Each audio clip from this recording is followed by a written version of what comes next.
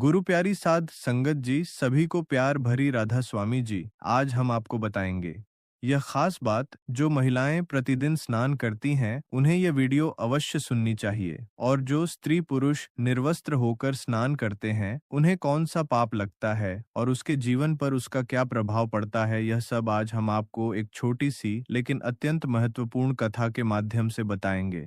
इसलिए अंत तक हमारे साथ जरूर बने रहिए। एक समय की बात है, भगवान विष्णु माता लक्ष्मी के साथ हरिद्वार में भ्रमण कर रहे थे। वहां उन्होंने देखा कि असंख्य लोग गंगा में स्नान कर रहे हैं और हर हर गंगे कहते हुए आगे बढ़ते जा रहे हैं।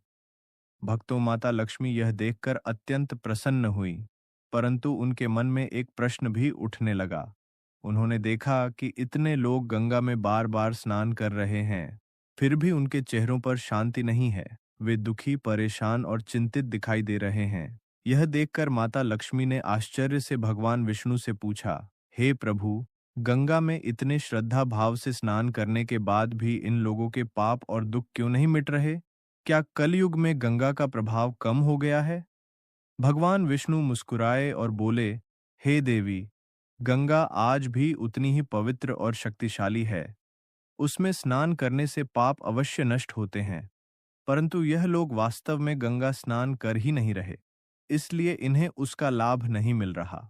माता लक्ष्मी यह सुनकर चकित रह गई। उन्होंने कहा, हे प्रभु, यह कैसे संभव है? मैं तो अपनी आंखों से देख रही हूं कि यह सभी लोग गंगा में स्नान कर रहे हैं। इनके शरीर अभी तक गीले हैं, फिर भी आप कहते हैं कि इन्होंने स्नान नहीं किया। तब भगवान विष्णु बोले, हे देवी, यह केवल जल में डुबकी लगाकर लौट जाते हैं। इनके मन में शुद्ध भाव नहीं है, इसलिए यह स्नान अधूरा रह जाता है। मैं तुम्हें इसका रहस्य कल समझाऊंगा। इतना कहकर दोनों अंतर्ध्य हो गए। अगले दिन प्रातःकाल अचानक तेज वर्षा होने लगी। चारों ओर कीचड़ फैल गया। रास्तों में पानी भर गया और एक स्थान पर गहरा गड्ढा बन गया, जिसमें कीचड़ और जल जमा हो गया। उसी समय भगवान विष्णु ने अपनी लीला से एक वृद्ध ब्राह्मण का रूप धारण कर लिया और उस गड्ढे में जाकर ऐसे गिर पड़े मानो कोई असहाय व्यक्ति उसमें फंस गया हो और बाहर निकलने का प्रयास कर रहा हो, परंतु सफल ना हो पा रहा हो। इसके बाद उन्होंने माता लक्ष्मी को भी एक साधारण स्त्री का रूप धारण करने को कहा और उन्हें उस गड्ढे के पास बैठा दिया। भगवान विष्णु ने लक्ष्मी जी से कहा, तुम लोगों को पुकार पुकार कर कहना कि मेरे वृद्ध पति गड्ढे में गिर गए हैं। कोई पुण्य आत्मा ही इन्हें बाहर निकाल सकता है।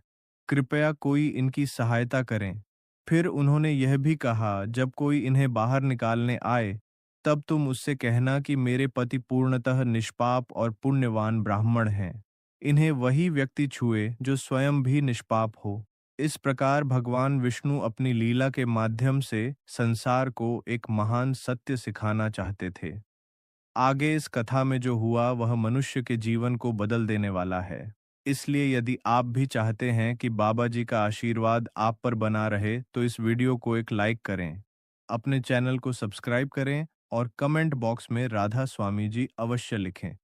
तो ही इन्हें हाथ लगाइए, नहीं तो हाथ लगाते ही इनके तेज के कारण आप भस्म हो जाएंगे। लक्ष्मी जी ने तथास्तु कहकर गड्ढे के किनारे बैठ गई और आने जाने वालों को सुनाकर भगवान श्री हरि की सिखाई हुई बात कहने लगी।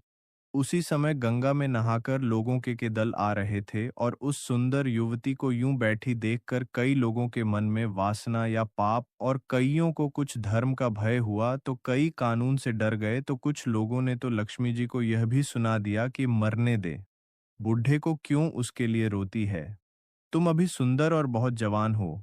वहीं कुछ दयालु चरित्रवान पुरुष थे, उन्होंने उस युवती के पति को निकालना चाहा, परंतु लक्ष्मी जी के विचित्र वचन सुनकर वे भी रुक गए, क्योंकि उन्होंने यह सोचा कि हम गंगा में नहाकर आए हैं तो क्या हुआ, हम पापी तो हैं ही, कहीं सहायता करते समय हम भस्म ना हो जाएं। इस स्त्री के कथन के अनुसार पापी लोग खुद से ही भस्म होने वाले हैं और हमें अपने पुण्य और पाप की गिनती कैसे पता होगी। भक्तों, किसी का भी साहस नहीं हुआ। सैकड़ों आए, सैकड़ों ने पूछा और बस चले गए। अब तो संध्या हो चली। तब भगवान विष्णु ने माता लक्ष्मी से कहा, देखा आया कोई सच्चे हृदय से गंगा में नहाने वाला। तब थोड़ी ही देर के बाद एक नौजवान ब्राह्मण हाथ में लौटा ली। हर हर गंगे कहता हुआ नदी से बाहर निकलकर मंदिर की ओर जा रहा था। जब उसकी दृष्टि उस स्त्री पर पड़ी तथा उनका अपने व्यवस्था का विलाप सुन युवक का हृदय करुणा से भर आया। उसने भगवान विष्णु को निकालने की पूरी तरह से तैयारी की, किंतु लक्ष्य जी ने रोक कर कहा कि भाई, यदि तुम सर्वथा निष्पाप पुण्यवान नहीं होंगे तो मेरे पति को छूते ही तुम अपने आप लकड़ जाओगे भक्तों। उस युवक ने उसी समय बिना किसी संकोच के दृढ़ निश्चय के साथ लक्ष्मी जी से कहा, हे माता, मेरे निष्पाप तथा पुण्यवान होने में आपको संदेह क्यों होता है? आप देखती नहीं कि मैं अभी अभी गंगा जी में पुण्य स्नान करते हुए नहाकर आया हूँ। भला पाप नाशिनी परम तेजस्वी गंगा मैया में गोता लगाने के बाद भी कभी पाप रहता है देवी? मैं अभी आपके पति को इस पीड़ा से मुक्त कर इस दुर्गंध से बाहर निकालता हूँ। कृपया आप मेरा विश्वास करें। ऐसा कहते हुए उस युवक ने लपक कर बूढ़े को ऊपर उठा लिया। भक्तों, उस समय भगवान विष्णु और मां लक्ष्मी ने उसे पुण्य फल का अधिकारी समझकर अपना असली स्वरूप प्रकट करते हुए उसे साक्षात दर्शन देकर कृतार्थ किया। भक्तों, वहीं भगवान विष्णु जी ने माता लक्ष्मी से कहा, हे लक्ष्मी, इतने सारे लोगों में से केवल इस एक युवक ब्राह्मण ने ही गंगा स्नान किया है। हे देवी, इसी दृष्टांत के अनुसार जो लोग बिना श्रद्धा और विश्वास के केवल दंभ के लिए गंगा स्नान करते हैं, उन्हें वास्तविकता में कोई भी फल नहीं मिलता। परंतु इसका यह मतलब नहीं कि गंगा स्नान व्यर्थ जाता है। गंगा स्नान का बहुत पुण्य भी है। इसके बाद भगवान विष्णु जी ने माता लक्ष्मी जी से कहा, हे देवी, अब मैं आपको वह 12 बातें बताता हूँ। जो भी मनुष्य इन 12 बातों को नहाते समय ध्यान में रखता है, वह कभी भी दुखी नहीं रहता है। उसके घर में देवी लक्ष्मी का वास होता है, उसके घर में अपार धन आता है, घर में कभी भी लड़ाई झगड़ा या क्लेश नहीं होते हैं। उसका पूरा परिवार हंसी खुशी के साथ सुखपूर्वक जीवन व्यतीत करता है। तब माता लक्ष्मी ने कहा, हे प्रभु, भगवान, आप हमें यह 12 बताइए जिसका मनुष्य जीवन पर कैसे प्रभाव होता है। इस विषय में मैं जानना चाहती हूँ। कृपा करें और मेरी जिज्ञासा को शांत करें। इसके बाद भगवान विष्णु उन बातों को बताना शुरू कर देते हैं और माता लक्ष्मी बहुत ध्यान से सुनने लगती है। प्रिय दर्शकों, यह 12 बातें आप लोग भी बिल्कुल ध्यान से सुनना। इसके बाद भगवान विष्णु कहते हैं, हे प्रिय, यह 12 बातें बताने के बाद मैं आपको एक बात और बताऊंगा। जो औरतें कपड़े खोलकर स्नान करती हैं, उनके लिए यह बात बहुत ही महत्वपूर्ण है। तो हे लक्ष्मी, आप इस बात को बहुत ही ध्यान से सुनना। तभी विष्णु जी अपनी वाणी को शुरू कर और बताने लगते हैं। विष्णु जी कहते हैं, प्रतिदिन स्नान करने से शरीर निरोगी रहता है तथा मन प्रसन्न रहता है। स्नान से चेहरे की क्रांति और शारीरिक आकर्षण में भी बढ़ोतरी होती है। अगर इस नित्य कर्म के दौरान कुछ शेष बातों का ध्यान रखा जाए तो आध्यात्मिकता से भी ज्यादा लाभ पाया जा सकता है। नहाने के क्रम में इन बातों का ख्याल जरूर रखा जाना चाहिए। सबसे पहले स्नान करने के बाद शुद्ध होकर पूजा पाठ आदि सारे काम करने के योग्य बनते हैं। इसलिए सुबह को ही स्नान कर लेना चाहिए। दूसरी बात, शास्त्रों में कहा गया है कि स्नान करने से इन 7 गुणों की प्राप्ति होती है। रूप, तेज, बल, पवित्रता, आयु, आरोग्य, निर्लोम, पुष्टि व आरोग्य और स्वास्थ्य चाहने वालों को हर मौसम में और हर दिन स्नान करना चाहिए। चौथी बात, शास्त्रों में कहा गया है कि सुबह स्नान करने से पापों का नाश होता है और पुण्य मिलता है। ऐसा भी कहा गया है कि सुबह नहाने वालों के पास नकारात्मक शक्तियां नहीं भटकती। इसीलिए सुबह के समय स्नान करना ही उचित है। पांचवी बात, बीमारी के हालत में सिर के नीचे से ही स्नान करना चाहिए या गीले वस्त्रों से शरीर को पोंछ लेना एक तरह का स्नान ही कहा गया है। छठी बात, सुबह की लालिमा छाने से पहले ही स्नान लेना श्रेष्ठ माना गया है। सातवीं बात, तेल लगाकर और देह को मलमल कर नदी में नहाना मना है। इसकी जगह नदी से बाहर निकलकर तट पर ही शरीर साफ करके नदी में डुबकी लगाना उचित है। आठवीं बात, जिन घाटों पर कपड़े धोए जाते हैं, वहां का जल अपवित्र माना गया है, इसलिए वहां से कुछ दूर हटकर ही नहाना चाहिए। नौवीं बात, नदी में 11 या 21 डुबकियां लगाना योग्य बताया गया है। 10वीं बात, पवित्र नदियों में कपड़े निचोड़ की मनाही है। नदी में किसी तरह की गंदगी नहीं बहानी चाहिए। 11वीं बात, नल की तुलना में झरने का पानी झरने से ज्यादा, नदी का पानी नदी के पानी से, किसी तीर्थ का जल तीर्थ के जल से गंगा जल अधिक श्रेष्ठ माना गया है। अंतिम 12वीं बात, गंगा माता का कथन है कि स्नान करते वक्त कोई चाहे जहां भी मेरा स्मरण करेगा, मैं वहां के जल में प्रवेश कर जाऊंगी। इसके बाद भगवान श्री हरि ने कहा, हे लक्ष्मी, अब मैं आपको औरतों के बारे में बताता हूँ जो औरतें कपड़े खोलकर स्नान करती हैं। धर्मशास्त्रों में हर एक चीज के लिए कुछ नियम बनाए गए हैं। इन नियमों में से स्नान को लेकर कई बातें बताई हैं। ऐसा भी माना जाता है कि आम व्यक्ति को शास्त्रों के नियमों का पालन जरूर करना चाहिए, जिससे उनके घर की सुख समृद्धि बनी रहती है और खुशहाली आती है। साथ में अपार धन बरसता है। माता लक्ष्मी प्रसन्न होती है। दरअसल हमारे शास्त्रों में ऐसी कई बातें लिखी गई हैं जिनका हम पालन सदियों से करते चले आ रहे हैं, लेकिन उसके कारणों के बारे में हमें अभी भी पूरी जानकारी नहीं है। ऐसे ही नियमों में से एक है निर्वस्त्र स्नान करना। आपने अक्सर घर के बड़े बुजुर्गों को ऐसा कहते सुना होगा कि कभी भी पूरी जानकारी नहीं है कि कभी भी स्नान बिना कपड़ों के यानी निर्वस्त्र नहीं करना चाहिए। अगर हम पौराणिक कथाओं की बात करें तो निर्वस्त्र स्नान की मनाही का एक सबसे बड़ा कारण भगवान श्री कृष्ण जी के समय से जुड़ा है। पौराणिक कथाओं के अनुसार एक बार जब गोपिका एन सरोवर में स्नान कर रही थी और वह निर्वस्त्र थी, उस बालकृष्ण ने गोपियों के सभी वस्त्र छिपा दिए और गोपियों ने अपने वस्त्र वापस लेने की प्रार्थना की। तब कृष्ण जी ने उन्हें समझाया कि कहीं भी निर्वस्त्र वस्त्र धारण किए स्नान नहीं करना चाहिए। इससे जल के देवता वरुण का अपमान होता है, इसलिए आपको निर्वस्त्र स्नान न करने की सलाह दी जाती है। श्रीमद् भागवत पुराण के 10वें अध्याय के 10वें स्कंध में एक कथा है।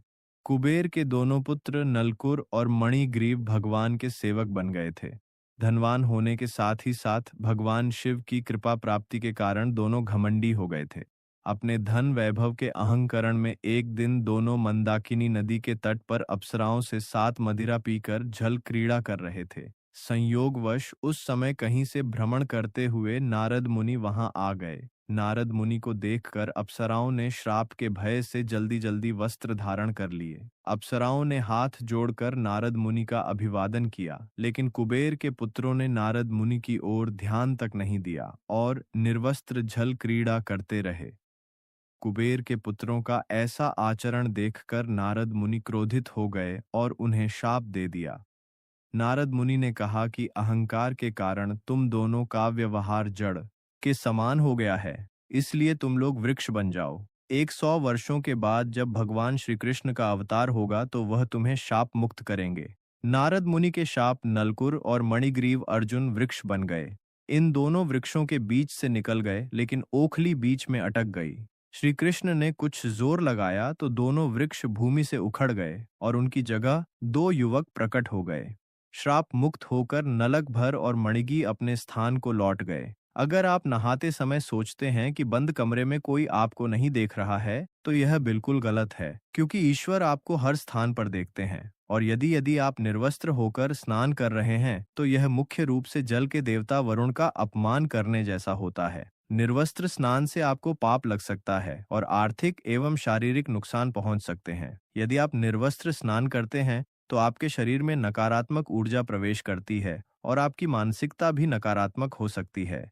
इसीलिए हमेशा आपको यही सलाह दी जाती है कि आप नहाते समय कोई एक कपड़ा जरूर धारण करें, लेकिन बिना कपड़ों के स्नान ना करें, तभी आपके लिए बेहतर होगा। भक्तों, निर्वस्त्र स्नान से शरीर की सकारात्मक ऊर्जा शरीर से बाहर निकल सकती है और इसका प्रभाव आपके शरीर के साथ साथ आपके मन मस्तिष्क में भी होता है। वहीं दूसरी ओर गरुड़ पुराण के अनुसार जब आप स्नान करते हैं तब आपके पितर यानी मृत पूर्वज आपके आसपास ही मौजूद होते हैं।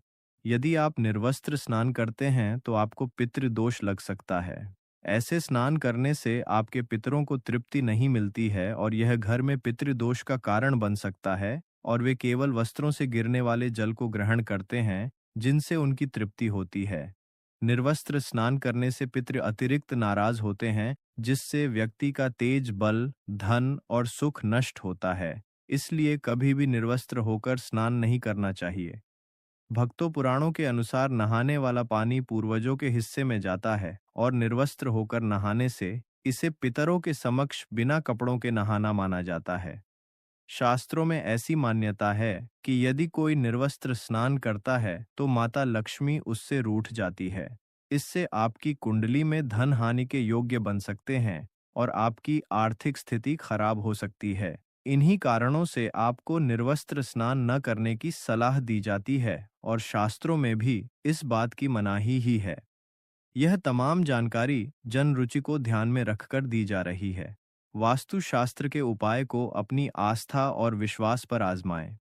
हमारा चैनल इस वीडियो के द्वारा किसी भी प्रकार का कोई दावा नहीं करता है। आज की यह जानकारी अगर आपको पसंद आई हो तो इस वीडियो को एक लाइक करके आपके अपने चैनल को सब्सक्राइब कर लें और बेल नोटिफिकेशन को ऑनल पर सेट ज़रूर करें। और कमेंट बॉक्स में राधा स्वामी जी लिखें। इसी के साथ हमें दे इजाज़त, तब तक के लिए राधा स्वामी जी।